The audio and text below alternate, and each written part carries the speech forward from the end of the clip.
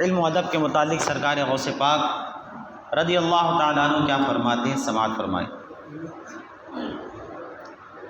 فرماتے ہیں کہ ہر مومن پر واجب ہے کہ ادب کو اختیار کرے،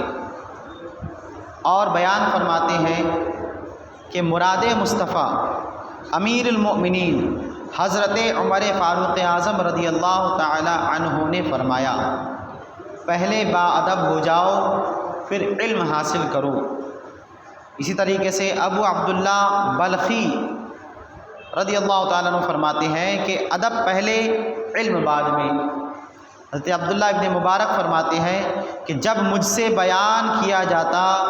کہ فلاں عالم کو تمام اگلوں اور پچھلوں کے برابر علم حاصل ہے، تو مجھے اس سے ملاقات نہ ہونے کا افسوس نہیں ہوتا، لیکن اگر مجھے معلوم ہو جائے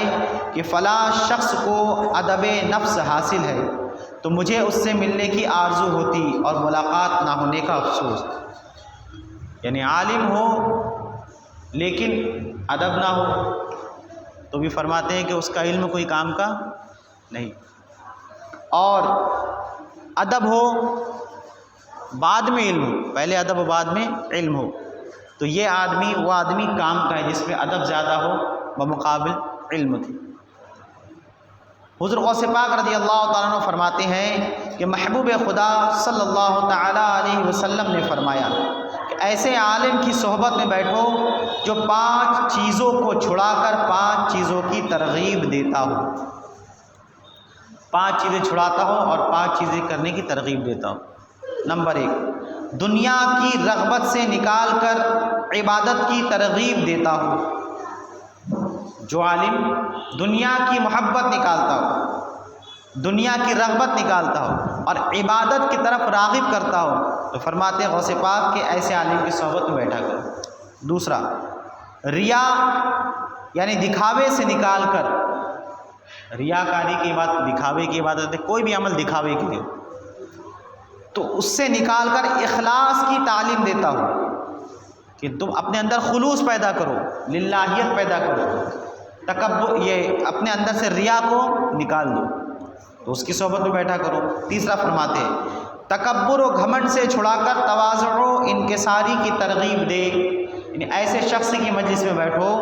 جو تم کو اس کی تعلیم و ترغیب دے کہ تم تکبر چھوڑ دو، گھمنڈ چھوڑو اور عاجزی اور انکساری اپنے اندر پیدا کرو۔ اس کے بعد فرماتے ہیں کاہلی اور سستی سے نکال کر پند و نصیحت کی ترغیب دیتا ہو۔ ایسے شخص کی مجلس میں بیٹھو کہ جو تم کو سستی سے نکالے، کاہلی سے نکالے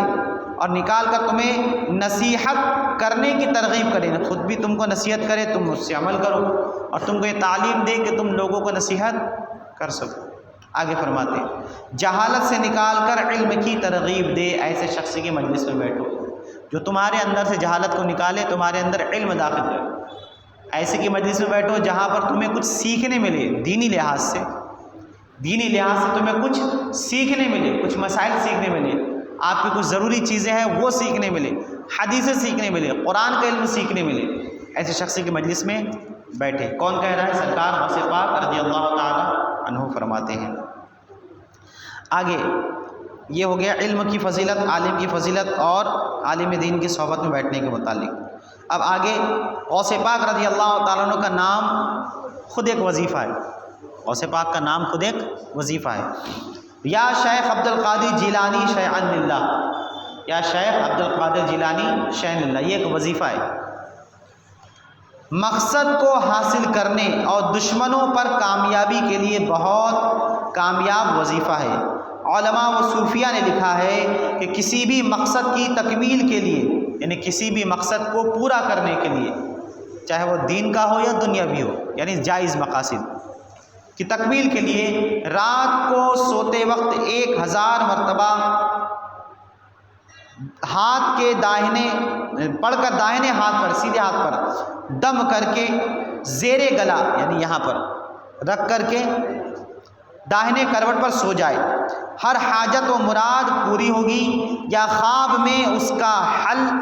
اس کی تدبیر بتا دی جائے گی۔ کوئی مشکل ہے، کوئی کام آپ کرنا چاہتے ہیں، کہیں سفر کرنا چاہتے ہیں،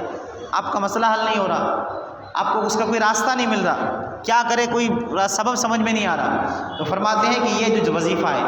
یا شیخ عبد القادر جیلانی شیئا للہ، اس کو آپ رات میں سونے سے پہلے 1000 مرتبہ پڑھ کے ہاتھ پر دم کرے اور دائیں طرف ایسا رکھ کر سو جائے۔ انشاءاللہ آپ کو خواب میں بتا دیا جائے گا کہ آپ کا کام کیسے ہوگا، آپ کے کام کا حل کیا ہے، اس کا جواب آپ کو خواب کے ذریعے سے مل جائے گا۔ آگے فرماتے ہیں کہ غوث پاک رضی اللہ تعالیٰ عنہ کا نام نامی اس میں گرامی ایسا بابرکت ہے کہ ہر دور کے لوگوں نے آپ کے نام سے، آپ کی ذات سے فیض حاصل کیا ہے۔ حضرت اورنگزیب عالمگیر رحمۃ اللہ علیہ بادشاہ ہند جو تھے، آپ کی تلوار پر لکھا ہوا تھا یا سیدنا الشیخ عبد القادر جیلانی شیئا للہ، یہ جملہ آپ کی تلوار کے اوپر لکھا تھا، یعنی اے سردار، اے ہمارے سردار شیخ عبد القادر جیلانی، آپ اللہ تعالیٰ کی رضا کے لیے ہمیں کچھ عطا کیجئے اور مدد کیجئے۔ آگے فرماتے ہیں حضرت شاہ ولی اللہ محدث دہلوی نے اپنی کتاب الانتباہ میں مشکلات کے حل کے لیے فرمایا ہے کہ پہلے 2 رکعت پڑھے یعنی نفل، اس کے بعد 1100 بار درود 111 بار درود شریف پڑھے، پھر 111 بار تیسرا کلمہ تمجید، اس کے بعد 111 مرتبہ یا شیخ عبد القادر جیلانی شیئا للہ پڑھے، اور پڑھنے کے بعد اللہ تعالیٰ کی بارگاہ میں دعا کرے، انشاءاللہ اللہ تبارک و تعالیٰ غوث پاک کے صدقے میں آپ کی اس کام کو پورا کر دے گا، مشکل کو حل فرمائے گا، آسانی فرمائے گا۔ ورق تمام ہوا، مدح باقی رہی، ایک سفینہ چاہیے اس بحر بے قرار کے لیے۔ یہ غوث پاک کی سیرت اور آپ کی ذات سے فیوز و برکات کی اور آپ کے جملے اور کلمات اور آپ کے پند و نصیحت میں سے چند باتیں آپ نے سماعت فرمائی۔ انشاءاللہ کل سے نماز کے مسائل، ضروری جو مسائل نماز ہیں انشاءاللہ وہ آپ کے سامنے عرض کیے جائیں گے۔ صلی اللہ علیہ النبی